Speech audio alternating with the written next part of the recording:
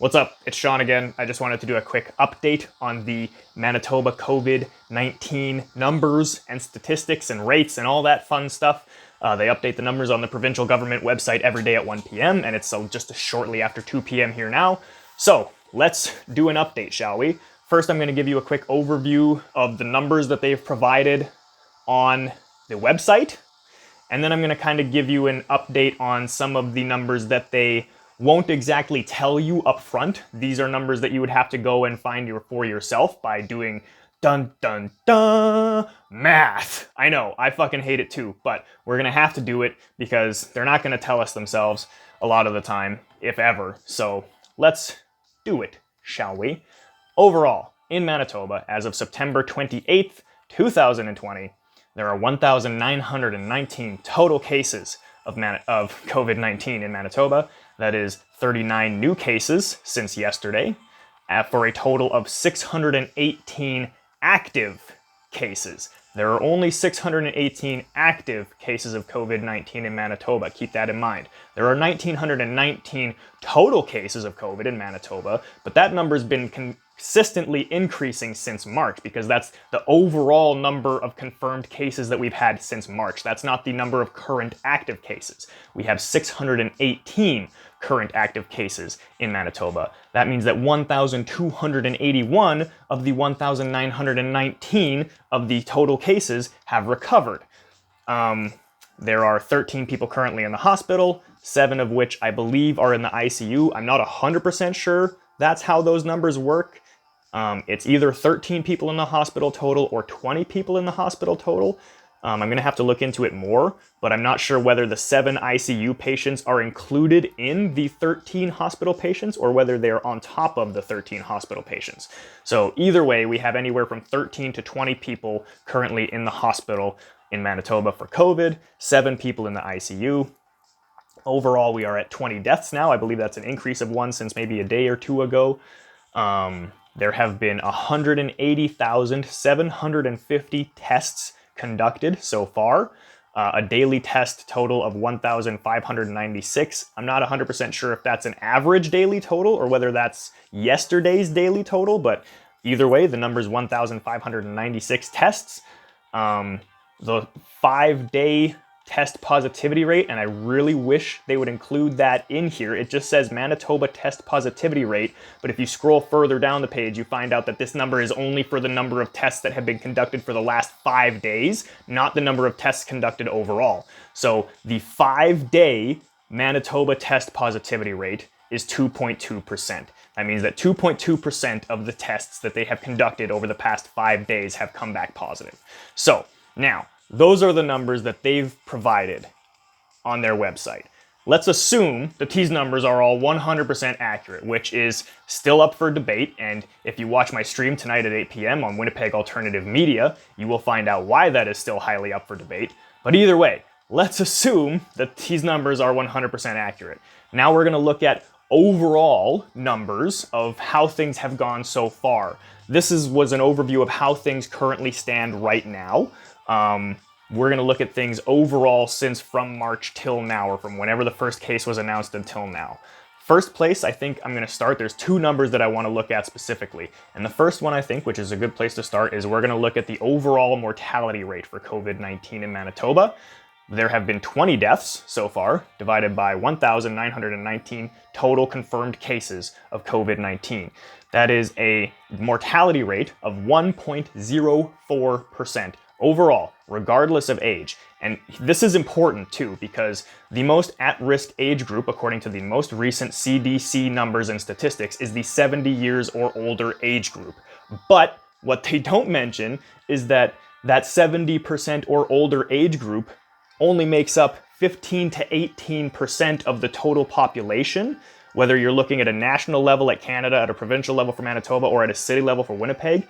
The 70 years and older age group only makes up 15 to 18% max of the total population. So while they are the most at risk, they are one of, if not the smallest demographics, age groups of the total population. And if you look at the numbers, they're total cases of that age group is one of the lowest, if not the lowest, out of any age group. So while they may have the highest death rate of any age group, they also appear to have one of the lowest infection rates of any age group.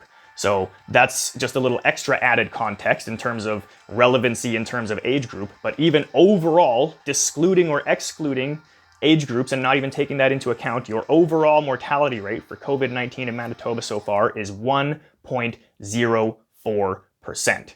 Now, I'm going to take a sip of water because my mouth is getting dry. The other number that I wanted to look at is the likelihood that you will contract COVID-19 in Manitoba in the first place. Now, I kind of came up with two numbers for this. I first took the total number of cases divided by the overall total population of the province to get that number, and then realized that was kind of unfair. I was maybe stretching a little bit for that one. So what I did do then was I took the overall total number of confirmed cases and divided it by the total number of confirmed the total number of COVID tests that have been conducted so far. So if we take our 1,919 total confirmed cases of Manitoba COVID and divide it by the total number of tests which have been conducted so far, which is 180,750, we get a potential likelihood of infection of 1.06%. And again, this is regardless of age group. Like I mentioned earlier, the 70 plus age group is the most at risk, or has the highest mortality rate, so they're the most at risk of dying, but their infection rate seems to be amongst the lowest of any age group. And everyone who's in those younger age groups, i.e. everyone who is 69 years of age or younger, which is, again, anywhere from 82 to 85% of the population, whether it be the national, provincial, or city level, are going to have less risk of getting infected. Or maybe not less risk of getting infected, but less risk of dying if they get infected. It appears now lately that the infection rates for the younger age groups, especially I think the 20 to 49 age group, is starting to spike. So our infection rates for our age groups of 69 years of age and younger are starting to spike more. But our mortality rate is still low. Hospitalization rates, still low. ICU rates, still low. So this is just kind of, I've tried to put things in a little bit more perspective than what you will get from just reading headlines and news articles about the total number of cases that are confirmed now and how many cases we've had since yesterday and how many cases got tested yesterday and blah, blah, blah, blah, blah. I hope this was helpful in kind of putting all of the relevant numbers into context. I gave you a brief overview of the numbers that the provincial government provides every day and updates at 1 p.m. And then I used those numbers, to kind of put into context the overall mortality rate and the overall risk of getting infected in the first place. And then I kind of even tried to break it down by age demographic in order to try to be fair and be as objective and relevant as possible. So again, quick recap. You can go and look at the numbers on the provincial government website for yourself and try to fact check me and do the math yourself and correct me if you think I'm wrong, but I'm using the numbers. I'm looking at the government webpage right now that they're providing. So again, overall risk or likelihood of getting infected in the first place from COVID-19 in Manitoba is 1.06%. Regardless of age group. If you're in the 70 plus age group, you're even probably less likely to get infected, even if you are more likely to die. But if you're in that 69 years of age or younger age group, even though you are more likely to get infected, you're less likely to die. So overall likelihood of getting infected, 1.06%. Less if you're older, more if you're younger. But then the inversion of that is that the overall mortality rate is 1.04%, whereas the mortality rate for the 70 plus age group is obviously going to be higher. They're the most at risk. And the mortality rate for the 69 years of age and younger age group is going to be lower because they're less at risk. But then, like we just mentioned, the infection rate for the 69 years of age and younger age group is higher. And for the 70 plus years of age and group, the infection rate is lower. So it all kind of like balances out in the end, I think, personally. Again, feel free to correct me on this one. Feel free to tell me I'm wrong. Feel free to do the math, fact check me on this. But I think this gives a real good idea and overview of where we're at right now and where we're at overall. So I hope you liked it. Like my video, subscribe to my channel, go over to my Facebook page, Media Windog Watchapeg. make sure you leave a like over there, leave a review, leave a rating, and yeah, we'll see you guys for another video real soon.